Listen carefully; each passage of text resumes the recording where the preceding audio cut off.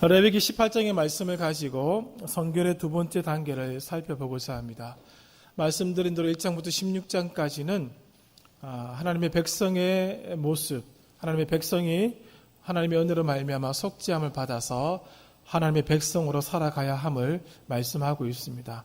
17장부터 마지막 장까지는 그 백성의 성결한 모습, 구별된 모습을 말씀하고 있죠. 그 첫 번째를 말씀드렸습니다. 그것은 하나님과의 올바른 관계 정립에 있다라고 말씀을 드렸습니다. 하나님과 바른 관계에 있어야지만이 성결한 삶을 시작할 수가 있습니다. 이것 없이는 성결한 삶이 진행되지가 않습니다. 그러므로 하나님과의 올바른 관계, 우리가 이미 익숙한 표현입니다마는 그 관계에 들어가야 된다는 사실을 기억해 주셔야 되겠습니다. 하나님 나라의 백성들은 거룩해야 합니다. 구분되어야 됩니다. 성결한 모습이 요구된다는 것이죠. 그 이유가 있습니다. 오늘 우리들의 주인이신 하나님께서 요구하시기 때문에 그렇습니다. 우리가 하나님을 주인으로 고백했습니다. 이미 세례받을 때 고백하였고 주님을 나의 왕으로 인정을 했습니다. 그렇다면 그 왕이 명령하시는 대로 그 주인이 요구하시는 대로 살아가야 할 의무가 있습니다. 다른 핑계를 댈 수가 없다는 것이죠. 그래서 오늘 우리들은 성결하게 살아가야 하는 것이죠. 오늘 그 두 번째 단계를 살펴보려고 합니다. 이 레위기 18장은 신학적으로는 논란이 되지 않는 부분입니다만은 오늘 사회적으로 많은 논란을 일으키고 있는 부분이기도 합니다. 왜냐하면 이 레위기 18장에 나타난 이 내용들을 과거의 유물로 간주하려는 주장들이 많이 있습니다. 우리나라도 지금 국회에서 차별금지법을 지금 시행하려고 하고 있습니다. 그러한 이유는 오늘 인간의 욕구를 막지 못하게끔 하기 위해서 그렇게 하는 것이죠. 개인의 자유와 선택이라고 하는 그런 주장을 통해서 오늘 이 성경 말씀이 충돌하고 있는 것을 우리는 보게 됩니다. 특히 동성애 금지에 관계된 구절이 18장 22절에 있습니다. 이런 동성애자들의 권리를 옹호하는 사람들하고 이 내용들은 충돌하고 있는 것이죠. 그 최근에 신학적으로 이 본문의 내용을 수정하려고 하는, 해석을 수정하려고 하는 그런 시도들이 곳곳에서 일어나고 있는 것이 사실입니다. 이 계명을 시대착오적이다, 또 부적절한 본문이다라고 얘기하고 있다는 것이죠. 지난주에 언급을 해드린 것처럼 17장에 나오는 내용들은 광야 시대에 한시적으로 주어진 말씀들입니다. 그와 같은 맥락에서 18장에 있는 말씀들도 그렇다는 것이죠. 그렇게 주장하여서 이 말씀을 다르게 해석하려고 한다는 것입니다. 그러나 오늘 그것은 이 본문의 맥락을 몰라서 하는 말들입니다. 동성애자들의 권리를 옹호하는 사람들도 거부하는 그런 내용들이 있습니다. 그것이 무엇인가 하면은 간음이나 근친상간이나 수간에 대해서는 그들도 거부하고 있습니다. 그런데 오늘 본문은 이러한 내용들과 함께 이 동성애를 다루고 있다는 것이죠. 같은 맥락 속에 들어가 있다는 것입니다. 그렇다면 어느 한 부분은 시대착오적이다라고 해서 뺄 수가 없는 것이라는 것이죠. 왜 이것은 시대착오적인 것이 아니고 이것은 시대착오적인 것이 되어야 하는가라고 하는 질문에 그들은 대답을 할 수가 없게 되는 것입니다. 레위기에 나오는 이 말씀이, 이 율법이 이러한 행위를 얼마나 심각하게 다루고 있는지를 레위기 20장 13절에 보여주고 있습니다. 이러한 행위들에 대해서 처벌은 사형입니다. 그만큼 심각한 내용이기 때문에 오늘 율법은 이것에 대해서 강력한 금지를 말씀을 하고 있다는 것입니다. 차별금지법 내용은 참 말은 좋습니다만 그 속에 담겨져 있는 사탄의 전략을 놓쳐서는 안 되겠습니다. 말씀을 드린 적이 있습니다. 영국 교회가 무너진 가장 큰 이유 중에 하나도 바로 이 부분에 있습니다. 그 영국에서 오늘 이런 부분들에 대해서 활동하고 있는 사람이 한 분 오셔서 이런 강의를 한 적이 있습니다. 그리스도인들이, 교회가 이런 법 시행에 대해서 적극적으로 나서서 막으라는 것이죠. 가만히 앉아 있다가는 교회가 문을 닫는 일들을 맞이할 수밖에 없습니다. 영국 교회에 이런 일이 있었습니다. 동성애자들이 교회에 와서 주례를 요구한다는 것이죠. 결혼식 주례를. 당연히 교회는 거부했지요. 차별금지법에 따라서 교회가 벌금을 물게 됩니다. 2천만 원 정도 벌금을 물었다고 합니다. 만약 10쌍이 와가지고 요구하면 2억이죠. 100쌍 오면 20억입니다. 교회 문을 닫게 만든다는 것이죠. 동성애자들의 결혼을 해주지 않은 목사는 잡혀가게 되어 있고요. 오늘 이런 일들이 우리나라에 곧 닥칠 문제 중에 하나라는 것이죠. 가만히 있어서는 안 됩니다. 오늘 우리가 기도해야 될 기도의 내용들이 이제 좀 바뀌어야 됩니다. 제가 금요일날도 말씀을 드렸습니다만은 여전히 똑같은 기도들을 하고 있습니다. 오늘 한국 교회들이 이 시대를 바라보면서 해야 될 기도의 내용들을 찾아야 됩니다. 적극적으로 기도해야 되고 적극적으로 나서야 될 시절에 우리가 도달했다는 사실을 기억해 주셔야 하겠습니다. 본문을 좀 정리를 해보았습니다. 다른 본문들은 이렇게 정리를 하지 않았습니다만 이 본문은 좀 정리할 필요를 느꼈습니다. 먼저 1절부터 5절까지는 법규 준수에 대한 규정들이 나와 있습니다. 이것을 누가 주셨는지를 말씀해 주고 있죠. 여호와 하나님께서 주신 법령이라는 사실입니다. 그리고 6절부터 18절까지는 금지된 성적 관계가 어떤 것인지를 알려주고 있습니다. 특별히 7절부터 17절까지는 금지된 성적 관계의 범위를 말씀해 주고 있습니다. 이러한 경우에 성적 관계가 일어나서는 안 된다라는 사실을 말씀해 주고 있다는 것이죠. 그리고 19절부터 23절까지는 애굽과 가나안 종교의 영향을 받은 이런 성적인 탈선들에 대해서 말씀을 해주고 있고 24절 이후에는 결론적으로 부정해지지 말 것을 하나님이 천명하고 계십니다. 만약에 이러한 일들을 일으키게 된다면 땅이 더럽혀져서 땅이 너희들을 토하게 될 것이고 백성들 중에서 끊어지게 될 것이다 라고 말씀을 하고 있다는 것입니다.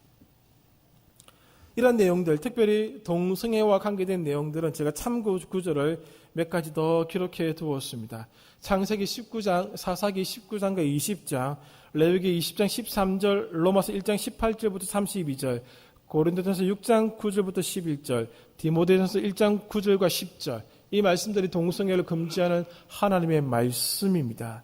하나님의 말씀은 인간의 판단에 따라서 없어지고 또 추가되고 하는 그런 내용들이 아닙니다. 주의 말씀은 가감할 수 없는 영역입니다. 오늘 그것을 기억하시고 주께서 무엇이라고 말씀하시는지를 살펴볼 필요가 있는 것이죠. 성경 안에는 금지된 근친 결혼에 대한 경우가 몇 가지 등장하고 있습니다. 족장들에게 나타나고 있는데 아브라함의 경우 그의 이복 누이인 사라와 결혼했습니다. 이건 사실 레위기 18장에 금지된 행위입니다. 그리고 야곱은 자매를 같이 취하였죠. 언니와 동생을 같이 자기의 부인으로 삼았습니다. 이것도 레위기의 법에 저촉되는 것입니다. 유다는 며느리 다말과 동침하였고 모세의 아버지는 숙모와 결혼하였고 르우벤은 아버지의 첩인 비라와 동침을 하게 되었습니다.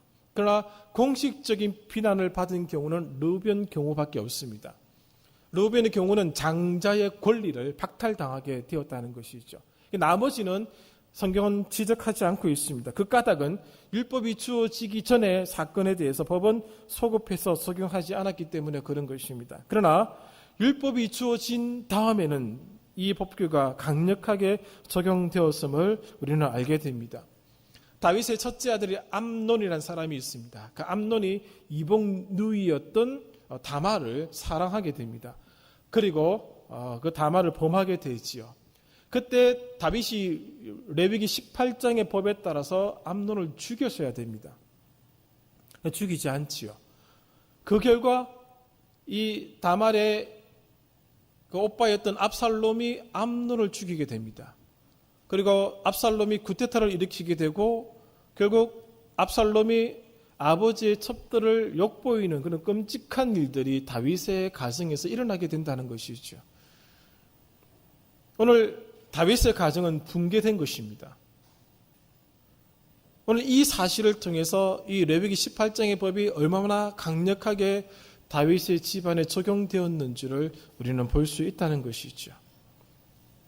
성결의 두 번째 단계로서 율법을 주신 이유는 무엇인가 하면은 이스라엘 가정은 대가족 체계로 잡혀져 있었습니다. 그래서 이 가족들이 거의 같은 범위 내에서 살았습니다. 물론 가정별로 각기 텐트들은 다 있었습니다만은 전체적으로 대가족이 모여서 생활을 했었습니다. 몽골에 다녀온 적이 있습니다. 몽골의 전통 가옥을 알고 계시죠? 게르라고 하는 전통 가옥이 있습니다. 그 게르를 들어가 보신 분들은 아시는 것처럼 이 칸막이가 전혀 없습니다. 아버지, 어머니 부부 생활이 다 노출되게 되어 있다는 것이죠. 그래서 몽골 사회의 가장 큰 문제 중에 하나가 성적인 관념이 굉장히 약하다는 겁니다. 그래서 아주 어릴 적부터 이 성적인 아주 쉽게 노출되어 있어서 이 성적인 문제가 그 몽골 사회에 큰 심각한 문제로 대두되고 있다는 것이죠. 그러나 워낙에 오래전부터 그런 상황이 되었기 때문에 별로 인식하지 못하고 있습니다. 예수 믿는 사람들을 중심으로 이 부분들을 어떻게 할 것인가의 고민들이 있는 것으로 알고 있습니다. 이스라엘 민족도 마찬가지입니다. 텐트를 그들의 집으로 삼고 살았지 않습니까? 그렇다 보니까 이게 성적인 그런 부분들이 쉽게 노출될 수 있는 상황에 있었다는 것이죠. 가정은 경제 공동체인 동시에 언약 공동체였습니다. 가정이 안정되고 화목되고 성결해야지만이 하나님께서 이스라엘 민족을 통해서 꿈꾸셨던 신정 국가가 건설될 수가 있습니다. 그런데 이 가정에서 성적인 문제로 가정이 무너지게 되면은 하나님이 꿈꾸시는 신정 국가는 만들어지지 않게 된다는 사실이죠. 그래서 성결의 두 번째 단계로 가정의 성결함을, 가정의 거룩함을 하나님께서 말씀을 하시고 있는 것입니다. 언약 공동체인 가정이 깨트려지는 것을 막고자 하는데 하나님의 의도가 있는 것입니다. 그러므로 첫 번째 성결은 하나님과의 올바른 관계에서 시작되는 것이고 두 번째 성결은 가정에서의 바른 모습으로 시작된다는 사실을 알려주고 있습니다. 18장 말씀을 다 읽지는 않았습니다만 이 말씀들을 가만히 읽어보시면은 근친상간에 관계된 말씀들이 굉장히 많이 지면을 할애하고 있습니다. 근친상간에 대한 금지 명령은 모두 남자들에게 내려지고 있다는 사실입니다. 근친상간에 관한 한 남자의 책임이 크다는 사실을 보여주고 있습니다. 상대적으로 여자는 약자였습니다. 이런 금지법들을 통해서 하나님께서는 가정도 보호하시려고 하시는 것도 있고 여성들, 약한 여성들을 보호하시고자 하는 의도도 이 속에 담겨져 있다는 것이죠. 가정과 사회 질서를 파괴하고 성적인 문란과 사회적인 약자인 여성을 박해하는 일은 이스라엘 공동체에게도 금지되어 있었지만은 이스라엘 공동체 안에 살고 있는 외국인들에게도 금기사항으로 주어진 내용들입니다. 율법을 지키지 않으면 이스라엘 언약 공동체는 파괴됩니다. 외국인들이 만약에 이 금지법을 어기게 된다면 이스라엘 사람들이 또 그것에 영향을 받게 되어 있습니다. 그래서 외국인마저도 금지시켰던 것입니다. 하나님께서 만드시는 신정 국가가 이루어지기 위해서는 하나님의 백성들의 가정은 성결해야 한다는 것입니다. 그리고 본문에 보면은 오늘 3절 말씀에 나오죠. 애굽 땅의 풍속을 따르지 말며 가나안 땅의 풍속과 규례도 행하지 말라라는 말씀이 나옵니다. 왜 이런 말씀을 하시고 있는가 하면은 이스라엘 민족이 430년간 애굽의 종교 문화 속에서 살았습니다. 그리고 그들이 들어가야 될 땅도 마찬가지입니다. 그 이스라엘 백성들이 애굽에 있는 그 시간 동안 가나안 족속들이 이러한 레위기 18장에서 다루고 있는 이런 문제로 말미암아 하나님으로부터 내침을 당했습니다. 땅이 그들을 토해냈던 것입니다. 그만큼 가나안 땅이 더럽혀져 있었다는 것이죠. 그리고 그 더러웠던 가나안 땅에 이스라엘 민족이 들어가야 되기 때문에 하나님이 애굽의 풍습을 따르지 말고 가나안 땅의 풍습과 규례도 행하지 말라라고 강력하게 말씀을 하고 있는 것입니다. 모세 시대의 애굽의 신들의 개수가 80개 정도 되었다라고 알려지고 있습니다. 그 신들의 일부는 인간의 폭력을 나타내는 신들이 있었고 국수주의적인 모습을 보이는 신들도 있었고 힘에 대한 탐욕의 현현으로 나타나는 신들도 있었고 그리고 대부분의 신들은 어떤 신들의 모습이 있는가 성적 탐욕의 신격화를 보여주는 그런 신들이었다고 알려지고 있습니다. 대부분의 애굽의 신들은 성적인 타락을 조장하는 그런 신들이었다는 것이죠. 그 영향을 알게 모르게 받아왔던 이스라엘 민족입니다. 그러므로 이런 강력한 금지가 없이는 하나님의 나라의 백성들이 성결함을 유지할 수가 없다는 것이죠. 알려진 대로 애굽은 음란함으로 유명했고 애굽의 왕가는 근친상간이었습니다. 가나안에는 동성애와 수간을 장려하는 것으로 유명했다라고 알려져 있습니다. 로마 시대도 그렇지 않습니까? 이방인들은 성을 신격화시킨 풍산 제의를 만들어서 남자와 여자를 성창들로 세워 신전에서 일을 하게 했었습니다. 이 동성애적인 일들이 그런 이방 신전에서 그냥 평이하게 일어났다라고 하는 것이 사실입니다. 이 모든 행위는 여호와 보시기에 아주 가증한 것들이었다라고 말씀을 하고 있습니다. 그래서 레위기 20장 13절은 이들을 향해서 사형을 언도하고 있는 것입니다. 왜냐하면 하나님의 창조 질서에 어긋난 일이기 때문에 그렇습니다. 하나님의 창조 질서에 반하는 일을 하는 것은 하나님에 대한 도전을 행하고 있는 것이죠. 하나님을 향해서 도전하고 있는 인간에 대해서 하나님이 어떻게 하시겠습니까? 불보듯 뻔한 일인 것입니다. 가나안 백성들은 오늘 본문에 예고된 이러한 죄들을 범함으로 말미암아 징벌을 받아서 진멸당했습니다. 여호수아 장군이 가나안 땅에 진입하여 그들을 진멸하지 않습니까? 헤렘 사상이라고 표현합니다. 진멸시켜버렸습니다. 그리고 그들의 땅은 그들을 쫓아냈던 것이지요. 특이한 것이 하나 나옵니다. 21절에 보시면은 몰렉에게 인신 제사를 드리는 장면을 금하고 있는 부분이 나옵니다. 관련된 성경 구절들을 제가 참고적으로 기록해 두었습니다. 몰렉이란 말의 뜻은 수치의 왕이라고 부를 수 있습니다. 암몬 족속의 가증한 신이지요. 훗날 이 제사는 사람들 사이에 인기가 있었다라고 합니다. 심지어는 솔로몬도 노년에 이 제사에 참여하고 싶은 유혹을 받았다라고 하는 글을 읽었습니다. 그래서 제가 그 책을 인용한 책을 기록해 두었습니다. 데렉 티드볼이라는 사람이 쓴 레위기 강해 IBP에서 나왔습니다. 2016년도 286면에 보시면 이 글귀가 있습니다. 이 사람이 어디에서 이것을 인용했는지에 대해서는 나와 있지 않아서 정확하게 찾지는 못했습니다만 이 책에 이렇게 기록하고 있습니다. 그만큼 강력한 영향을 끼쳤다라고 알려지고 있다는 것이죠. 흰놈의 골짜기에서 이러한 인신제사를 드렸던 것입니다. 왜 하나님께서 이 몰렉에게 인신제사를 하는 것을 금지하셨는가 하면은 이것은 가정을 붕괴시키는 것이기 때문에 그렇습니다. 그들의 자녀를 이 신에게 태워주는 것이거든요. 가정을 붕괴시켜버리는 것입니다. 그러므로 하나님께서는 가정을 붕괴시키는 성적인 타락도 엄히 금하시지만은 이런 식으로 불에 태워서 아이들을 죽이는 일도 금하셨던 것입니다. 가족의 존속에 해를 끼쳤기 때문에 하나님은 이것을 금하게 하셨던 것입니다. 우리가 한 가지 여기서 알아야 될 것이 하나 있습니다. 하나님의 백성들도 성적으로 무너진다는 사실을 꼭 기억하셔야 됩니다. 저도 그렇고 여러분들도 그렇고 그 어떤 사람들도 안전하지 않습니다. 하나님의 백성이라고 해서 예외가 되지 않는다라는 사실을 다 알고 계시지요. 민수기 25장에 바알부얼이라는 곳에서 이스라엘 백성들 남자들이 모압 여인들과 음행함으로 24,000명이 죽었습니다. 이스라엘 백성들, 하나님의 백성들이죠. 선민들이죠. 예외가 아니었습니다. 하나님은 그게 진노하셔서 숱한 사람을 죽이셨습니다. 사사기 19장과 20장을 보십시오. 동성애의 문제가 여기서 드러나게 됩니다. 이 일로 끔찍한 일들이 일어나게 되었습니다. 죄라고 느끼지 않을 정도의 분위기입니다. 왜 성경은 이런 끔찍한 일들까지 기록하게 하셨을까라는 생각이 들 정도입니다. 이방인들에게서 일어난 일이 아닙니다. 하나님의 백성들이라고 일컫는 사람들에게서 일어난 일들입니다. 사사기 19장 30절에 이렇게 표현하죠. 이스라엘 자손이 애굽 땅에서 올라온 날부터 오늘까지 이런 일은 일어나지도 아니하였고 보지도 못하였도다.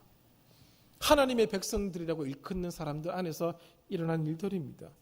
이 일로 말미암아 지파 간의 전쟁이 일어나고 베냐민 지파는 남자 600명만 남겨두고 다 몰살당합니다. 지파가 하나 없어질 지경까지 갔던 것이죠. 끔찍한 일입니다. 하나님의 마음에 합한 자라고 불림을 받았던 다윗도 간음했습니다. 레위기 18장의 법을 어긴 것이죠. 이 일로 살인까지 하게 됩니다. 우리는 그 누구도 안전하지 않다는 사실을 인정하셔야 합니다. 이 율법의 말씀을 삶에 담아내지 못한다면 누구든지 넘어지게 될 것입니다. 신정국가의 초석은 가정입니다. 가족들 간의 결혼과 순결은 이스라엘 백성들이 사는 길입니다. 오늘 본문 5절을 보십시오. 너희는 내 규례와 법도를 지키라. 사람이 이를 행하면 그로 말미암아 살리라. 그렇게 말씀하고 있습니다. 이것은 여호와의 명령입니다. 6번이나 이렇게 말씀하고 있죠. 나는 여호와로다 라는 표현 속에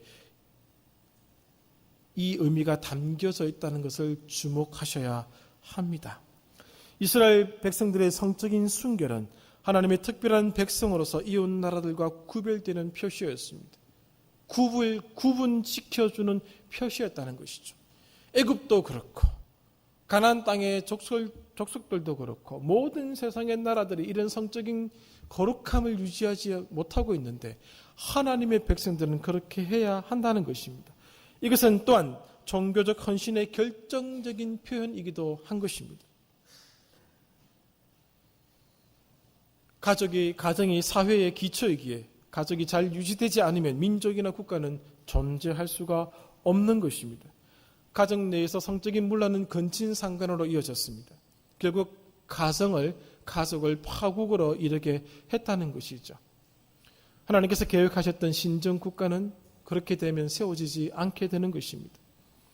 그래서 성경은 오늘 읽지는 않았습니다마는 여자의 명예를 남편의 명예와 결부시켜서 남편과 가족으로부터 보호하도록 하셨습니다. 그것이 어떤 표현인가 하면은 이 표현입니다. 7절에 보시면은 7절 하반절부터 보시면 그는 내 어머니인즉 너는 그의 하체를 범하지 말지니라. 너는 내 아버지의 아내의 하체를 범하지 말라. 이는 내 아버지의 하체니라. 여자의 명예를 남편의 명예와 결부시킨 겁니다. 내 아버지의 하체니라. 남편의 명예와 결부시켜서 보호받도록 하셨다는 것입니다. 그래서 이 집에 가서 한번 쭉 읽어보십시오. 하나님께서 가정을 지키기 위해서 하셨던 말씀들이 나오는 것이죠. 결론적으로 이렇게 말씀드릴 수 있겠습니다. 당시 이스라엘 백성들이 이방인들과 구분될 수 있었던 영역은 바로 성적인 영역입니다. 확연하게 구분 지을 수 있는 부분이 바로 이 영역이라는 것이죠. 그렇게 해서 하나님의 백성됨을, 하나님 나라의 백성의 모습이 어떤 것인지를 보이도록 하셨다는 것입니다. 오늘날 성적인 타락과 문란함이 세상 곳곳에 배어져 있습니다. 한 새벽 한 4시부터 5시 요 어간에 홍대에 한번 앞에 나가보시기를 바랍니다. 대학가를 한번 가보십시오. 성이 상품화되었습니다. 모든 텔레비전 광고 다 성적인 것을 이용해서 만듭니다. 90% 이상이 다 그렇습니다. 안타깝고 안타까운 일들이죠. 성직자들의 타락과 문란함도 드러나고 있습니다. 어제 오늘의 문제도 아니죠. 기독교, 천주교, 불교 가릴 것 없습니다. 오늘 이것이 오늘의 모습입니다. 3,000년, 4,000년 사사시대, 열왕기 시대 그 시대를 얘기하는 것이 아니고 오늘의 시대의 모습이라는 것이죠. 교회는 세상과 달라야 한다고 말하지만은 차별화된 곳이어야 한다고 말하지만 이미 무너졌습니다. 구분 지을 수 있는 것이 없습니다. 돈에 정복당했죠. 성적으로 문란해지고 타락해져 버렸죠. 무엇으로 구분하겠습니까? 왼쪽 가슴에 성경책 끼고 교회당에 온다고 하는 그 모습으로 구분할 수 있겠습니까? 아닙니다. 그것으로는 구분할 수가 없습니다. 교회에서도 성적인 문제가 만연해져 있음에도 불구하고 그것을 언급하지 못하는 그런 분위기가 되고 말았습니다. 이미 가정의 문제에 대해서는 20년 전부터 언급을 못하기 시작했습니다. 왜? 이유는 딱 한 가지입니다. 교회에서 싫어하기 때문에 그렇습니다. 그러나 레위기는 아주 단호하게 말씀하고 있습니다. 오늘 우리가 수치스럽게 생각하는 이 문제들이 오늘 교회에서부터 달라져야 된다는 사실입니다.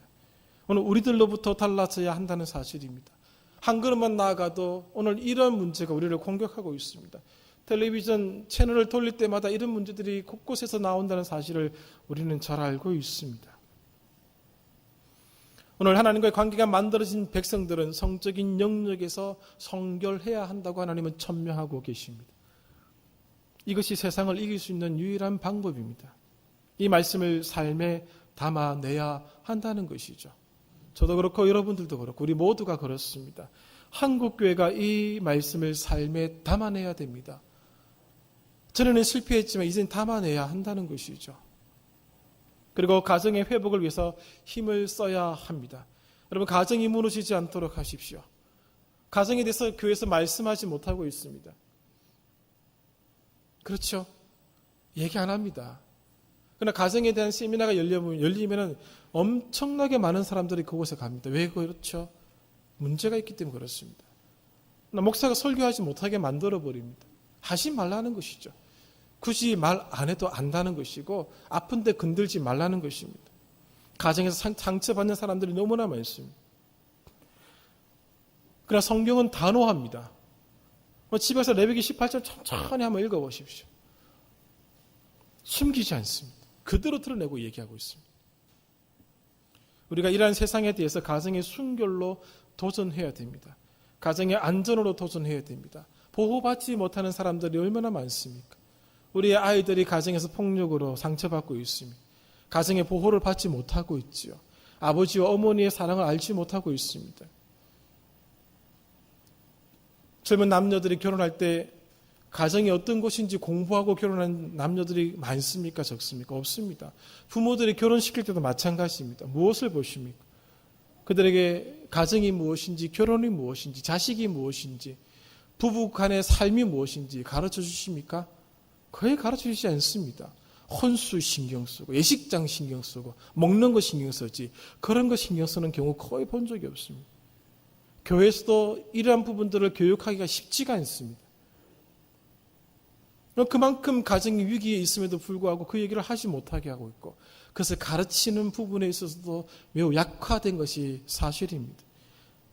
이혼율이 거의 절반에 육박하지 않습니까? 그것을 누가 얘기하고 있습니까?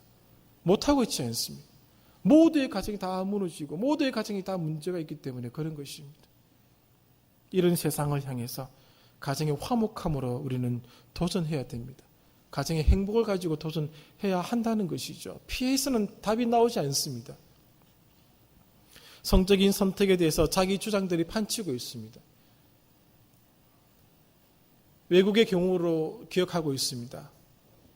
어떤 아이가 태어났는데 우리 개념으로 남자입니다. 근데 그 부모가 그 아이의 성별을 정해주지 않았습니다. 나중에 자기가 선택하라는 것이죠. 그런 일들이 세상에서 일어나고 있는 것이 오늘의 모습입니다. 자기의 소견에 옳은 대로 행동하고 있습니다. 오늘날은 사사시대입니다. 단연코 사사시대입니다. 아무도 그것을 부정할 수가 없습니다. 그런 시대에 우리 그리스도인들이 이 말씀을 삶에 담아내야 한다는 것이죠. 그렇지 않으면 이 세상을 향해서 도전할 수가 없습니다. 하나님이 주신 아름다운 가정, 하나님이 주신 아름다운 성, 아름다운 삶을 오늘 우리가 이 말씀을 지킴으로 지켜나가야 한다는 것입니다. 기도하실 때 이제는 가정을 위해서 기도하십시오. 자녀들의 성적인 부분을 위해서 기도하십시오. 더 중요한 것입니다.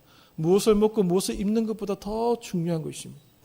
그들의 사상이 더 중요한 것입니다. 무너지고 영향받고 있습니다. 공부 잘하는 것으로 끝내는 것이 아닙니다. 그들이 이 세상에 휩싸여서 버리면은 그 공부 잘한 머리가 무엇을 위해서 사용되겠습니까? 오늘 심각하게 생각하고 심각하게 이 말씀을 받아들여야 한다는 것이죠.